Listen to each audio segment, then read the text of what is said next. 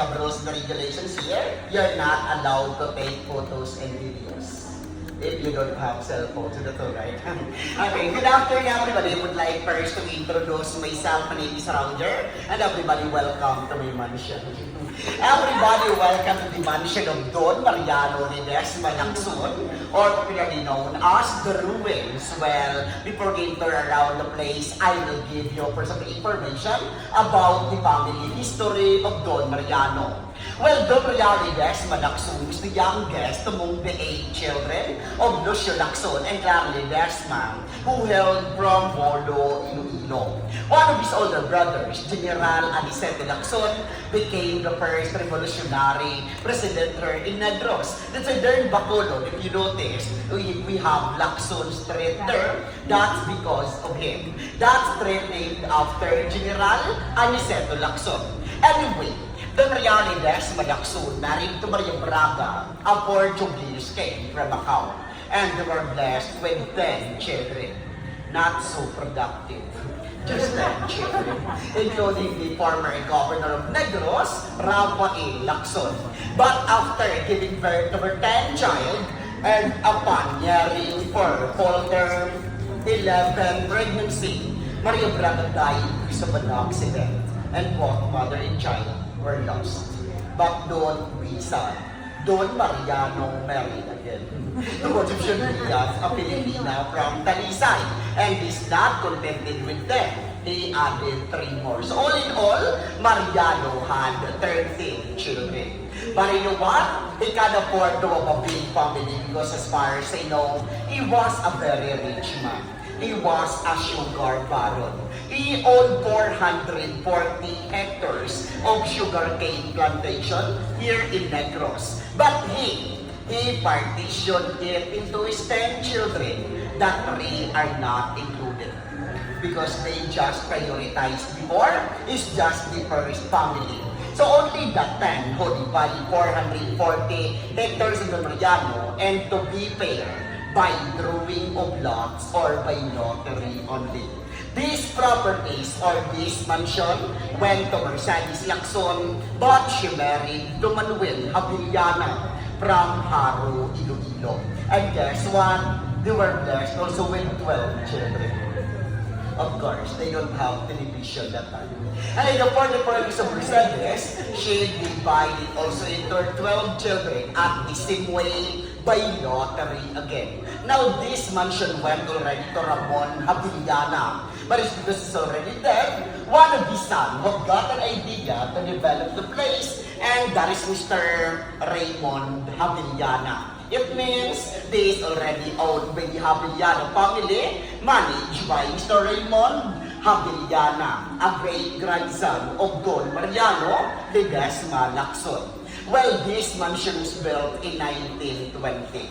So this is already a 99 years old mansion. But in 1942, that's in early part of World War II, Japanese-American War, when the USAP arrived here, or United States Armed Forces Force, then they recruited locals and called themselves as guerrillas. Their instructions that time that involved burning all the structures that could possibly be used by the Japanese as their headquarters or garrison. It means they burned this mansion intentionally with consent of the family to prevent or to stop the Japanese forces from using it as their headquarters. But you know guys, it's a very good idea that they burned the house. At least I have job right now. But imagine guys, it took 3 days before this burn. 3 days of burning, 3 days of fire.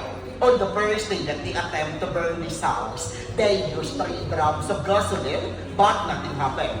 They come back again with 2 drums of gasoline, but it's already in 4 drums of used oil. After 3 days, all the wooden parts burned. Maybe one of the reasons because of the hardwoods. Imagine, 2 8-state wooden floors, a meter wide and 20.5 meters long with no joint. And that's made of nara, tindalo, and kabagundres. All hardwoods. But all the tiles that you can see right now are still original from Spain. And they call this machuca tiles. The hardest, the famous, and the most expensive tiles during that time. Well, by the way, this is a 903 square meter floor area of dimension, 450 up, 40 down, composed of 10 rooms. 10 rooms including the master's bedroom and the family room. So come with me, ma'am sir, as it's supposed to be part. So there is over here, ma'am sir.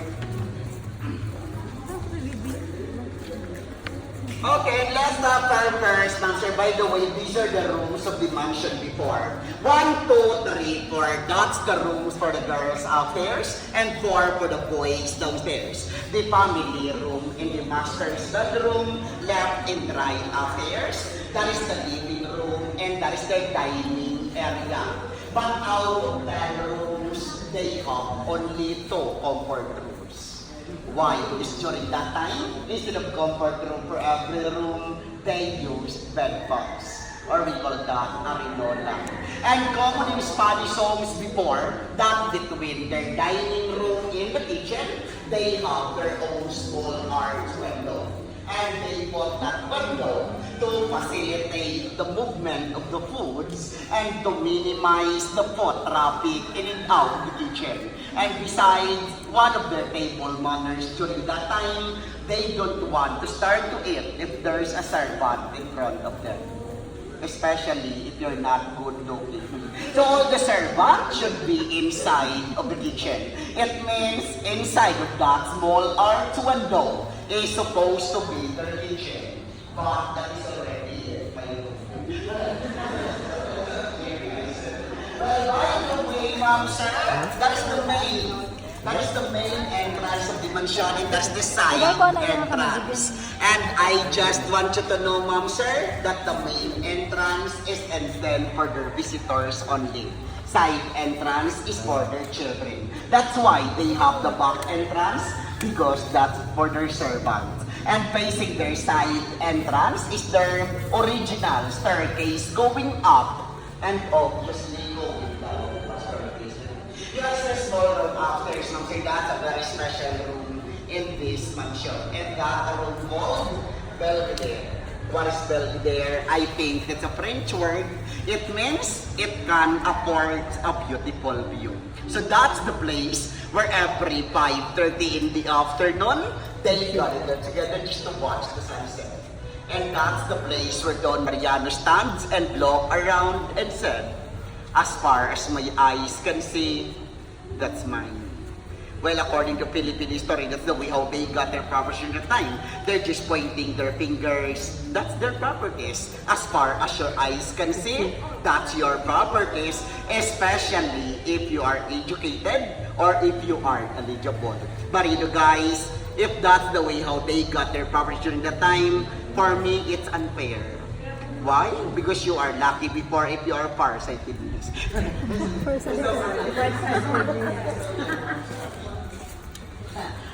Well, by the way, ma'am, sir, the one who supervised the construction of this mansion were Felipe, one of his sons, and during that time, he gathered all the people as much as he can just to make sure that the mixtures of A-grade concrete and pouring were precisely followed. Now, everyone, I want you to try to run your hands to the post and walls of the mansion, and you will feel like a marble. It's so smooth, am I right? Why? Because the secret of that, okay, well, that's enough. Okay, that's enough. Why? Because the secret of that, believe it or not, the finishing of this whole mansion before are made of cement mixed with egg whites.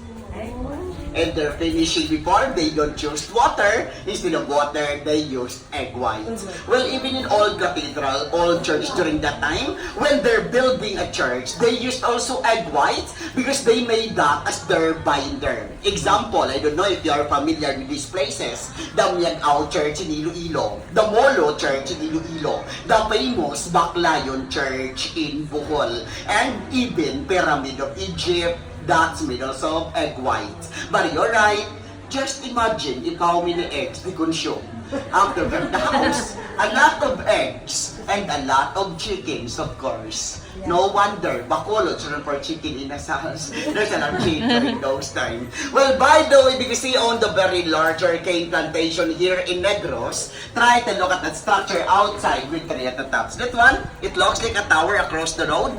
Then there's a tree at the top of that structure. Okay, do you have an idea, Ma'am Safe, what structure is that? Okay. Me too, I don't know what is it. By the way, guys, that is the chimney. Smokestack. Chimney of their Muscovado sugar mill. Or they made their own Muscovado sugar during that time, manually. No machines. Carabao is the one who turned around there to extract the juice from the sugar cane using that two big stone, or we call it molino. They will put it in a large pot. They cook it and it becomes Muscovado sugar. And for your information, ma'am, sir, it's typical to all hacienderos before or to all sugar barons that if you owned a huge sugarcane plantation, you have your own sugar mill. Why? Because they produce their own sugar. So that's the source of income of the family Lacson. In Spanish words, they call that máquina de vapor de horno económico.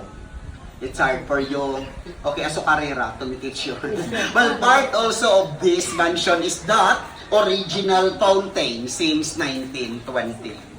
Yes, you're right. That's an original fountain, except the water. The water. Well, by the way, guys, they call this place as the Taj Mahal of Negros.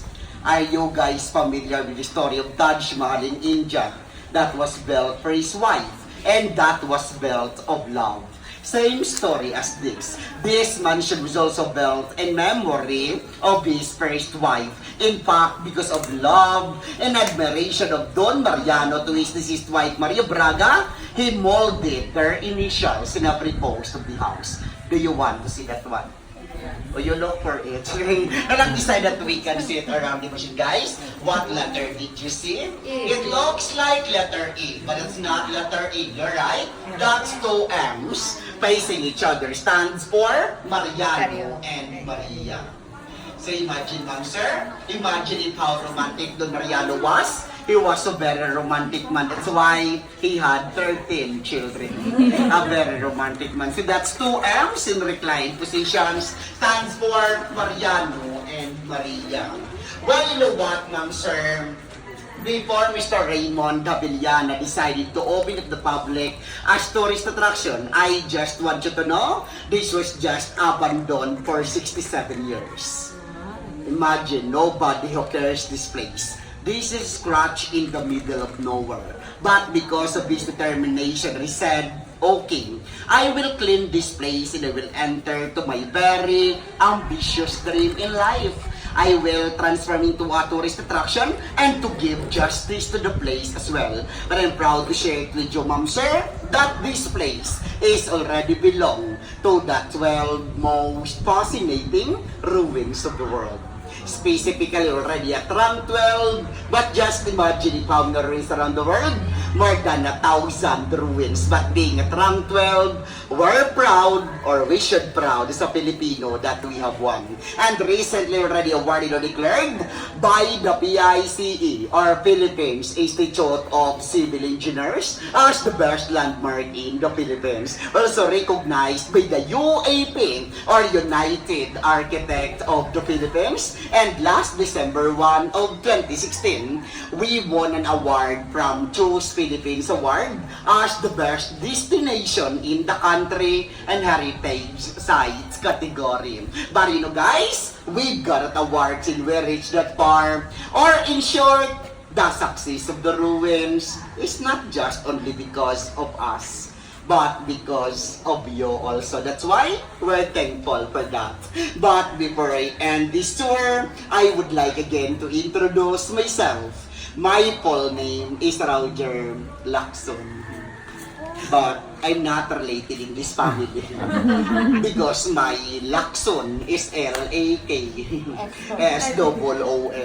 I'm just the local version of the family. Maybe if the owner of this place is a great-grandchild, I am an ingrown grandchild. And now, part of the development souvenir shop sa Lobong Center na restaurant over there. Ma'am, sir, I am inviting you to visit our restaurant because I applied to burn that one. Right guys, I'm inviting you to write your name in our guest book later because by end of this month, good luck guys, we'll be having a raffle on that guest book. And our special prize is trip to Europe. But you have to walk. I will give you the map. Write your name there, ma'am, sir. Well, by the way, before I formally totally end this tour, I would like again to introduce my real name. My real name is Roger Lucero, the Pinoy Big Brother 737, third big placer. And now I'm signing off. Thank you. Thank you.